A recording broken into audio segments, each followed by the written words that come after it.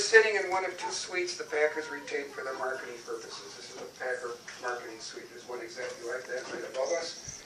Seats about 50 people. It is not leasable generally to the public. Might be up here, former Packer players like Bart Starr's family, Brett Favre's family might be up here. People who sing the national anthem in their entourage. Military flyovers would come in here after the pilots land, things like that. There's 168 suites that start where this window is over here on your left, and it goes this way. Follow the contour of the stadium, past the darkened windows. There's 3,000 seats behind those darkened windows, just like the ones you're sitting in, but there's no partition there. Past the windows, the 4 levels of glass on the other side to where the windows end. There's 168 suites. Everything above the railing, the yellow railing that circumnavigates the bench seating, everything above that railing was added between 2000 and 2003. So there you have Bob Harlan's contributions and why he was so valuable. He's the guy that helped finance $295 million for the atrium, for the Legends Lounge, 168 suites and 12,000 additional seats in the stadium. You are sitting, one other thing, excuse me, the green seats that you see over here were added in 2013. There's roughly 7,300 seats in there. When that was added, we went from about 73,000 seats here at Lambeau to 80,735. So you are sitting now in what is the 3rd largest stadium in the National Football League. The largest being, at least for the moment, the Los Angeles Coliseum, where the St. Louis Rams are relocating this fall. They have 93,000 seats or so. In about 2 or 3 years, Stan Kroenke's new stadium will be about $65,000 to $3 billion, which is just an amazing price to me. Second largest would be MetLife in New York, New Jersey, where the Giants and Jets play. They have 82,500 seats. We are the 3rd largest at 80,735. And you're saying to me, what the heck happened in Dallas? Well, the league only counts seats and chairs. That's the catch. So they have 80,000 seats and 20,000 standing and only places. So technically they are 4th. And the Redskins fit in there somewhere. We're not sure what their seating capacity is going to be this year. They can seat 90,000 people, but they basically covered up about 10,000 seats. We're not quite sure where they fit in. So every seat here, has been sold out since 1960, which is just astonishing, which is not coincidentally the year after the Lombardi arrived here. People ask us, why the heck didn't you put in chairs instead of those goofy benches down there? Well, the benches were here in 1957 when the stadium opened. There were wooden bleacher seats, 32,000 total. 20 rows up on the end zones, 60 rows up on the side. Gradually, we put in aluminum bleachers, replaced the wooden ones in '69, expanded it to 60 rows all the way around. Technically, the stadium ended where you see that yellow fence back in the 80s. Then they put skyboxes in and eventually tore those out and put in these luxury suites. There's 20 small suites on the 5th floor over on this side of the stadium that seat about 10 people. The dining is inside, the seating is outside. That's why it's so different here. So the 11th renovation to Lambeau Field is going on the other side of the stadium right now, where you see those windows masked in the upper right section of windows. We're putting in windows that roll up because the fans said this is too sterile. We want to hear noise, we want to feel the air, we want to feel like we're at the game. And these things don't move. So they're going to do this side next year. Joe, what did you say that was? How many millions of dollars? $53 million, right? 53 million total. It's windows plus seats and cabinets and everything, TVs. Okay, total renovation. Scoreboards went up about 4 years ago. They're 48 feet by 108 feet. That's high resolution scoreboard.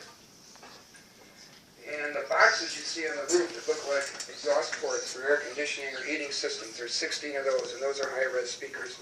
So when you're here, you have a total surround sound experience, just like you could at home with your home theater. And no doubt you've been checking your smartphones while you're waiting for the tour to start, or during the tour, and you see bars on your phone. The whole stadium is publicly Wi-Fi connected. The NFL is very marketing savvy. They want you to feel like you're really comfortable here. The other side of the stadium, on the 1st and 2nd floor are windows. Toward the middle 3rd, are very tall, skinny windows.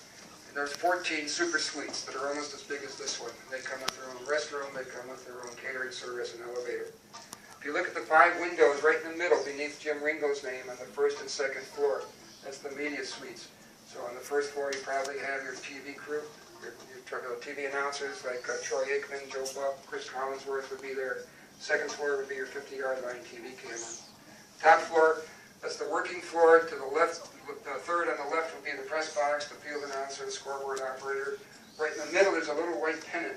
You see that right underneath, right above spelled Jim Ringo's name. Radio 620, WTMJ, that's where Wayne Larrabee, Larry McCarran broadcast from. So the right would be the assistant coaches. Something going on that has nothing to do with us, we need to. Okay, okay. One last question. Young gentleman up here asked me why we only have goalposts up this year. They take them down after the last home game, and this year the NFL has given us permission to play without lines and without goalposts, because we're going to try that on a total honest experience. Just kidding. They take them down to maintain the field. Okay? So let's go this way. Open the door for you.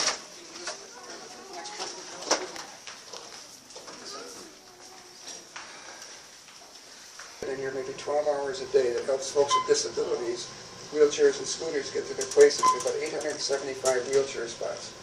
And every wheelchair person has to have a companion.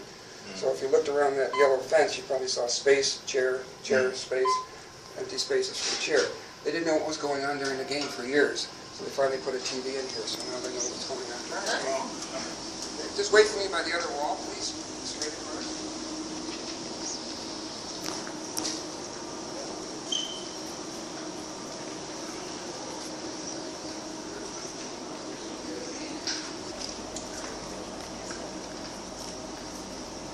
Coming at ground level and walk about 20 rows down to their seats. So we're actually heading to about 24 feet below ground level.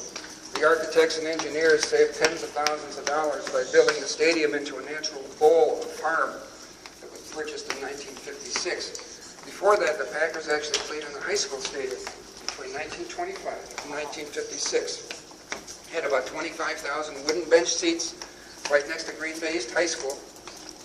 And the high school had about 3 restrooms for 25,000 people and 1 locker room.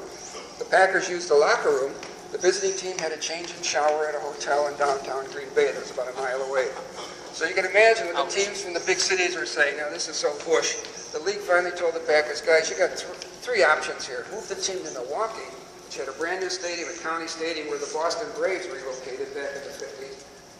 Nobody wanted to move the team out of Green Bay to Milwaukee, except the Milwaukee folks.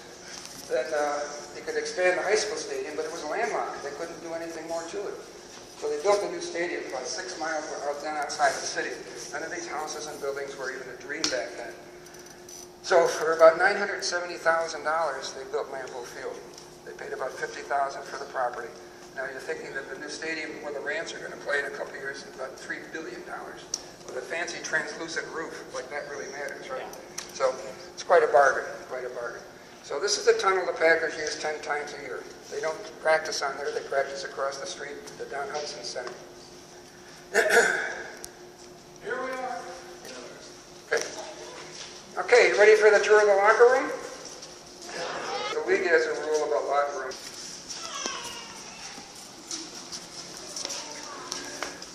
Be careful of the green doors over there, we never know when people are coming out.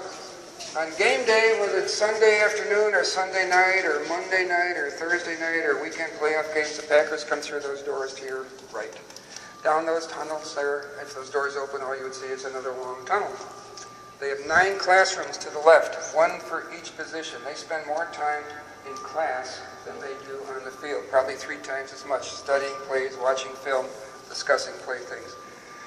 4-star cafeteria back there, medical facilities, an indoor weightlifting area the size of a football field. They have a basketball court, racquetball court, and all kinds of nice things. The main point is the name of the game in pro sports is recruiting and retaining talent, just like it is for any of the businesses you might be in. The Packers try to provide the best training facilities they can for their players. But they come out here, they walk down the tunnel, Donald Driver, Dancing with the Stars, remember him? He said his most exhilarating experience as a player was not scoring touchdowns, but actually walking down this tunnel 10 times a year. The hair on his arm would stand up. So we're going to make you all free agents for 30 seconds? Okay, then we have to cut you. Now the Packers used to come out of the tunnel that was on the other end of the stadium, which when you were sitting in the suite would have been to your far right. Back in 2003 that was closed. They put seats in, now the Packers used this tunnel. But Mike Sherman was an interesting guy. He was a history professor at one time. He had 3 sections of white concrete cut out of that old floor of the north tunnel and put into this tunnel, surrounded by red brick down at the end of the place we're walking. Because he wanted today's players to physically touch the same ground that all the legends touched, like Lombardi, like Starr, like Horney, like Taylor, Ray Nitschke, Forrest Gregg. Reggie White, Brett Favre. So today's players touch the ghost of Lambeau. Then they put a plaque on the wall right above it that says 13-time NFL champions have crossed this concrete to greatness. So other than tunnel, the Packers touch that plaque, touch the ground before they go out on the field. So we do elect team captains? Yes, I think we need Okay. some captains. You're going to be a team captain.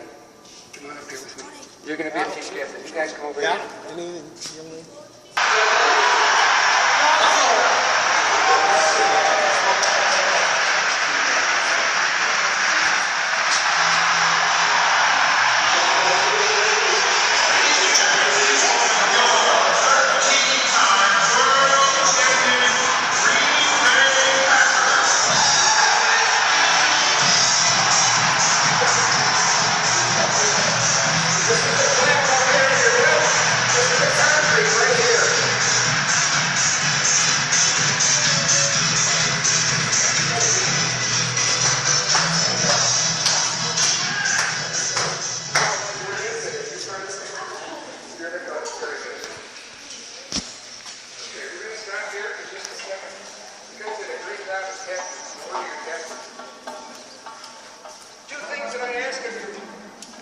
Three things. Please no videos or panoramic shots.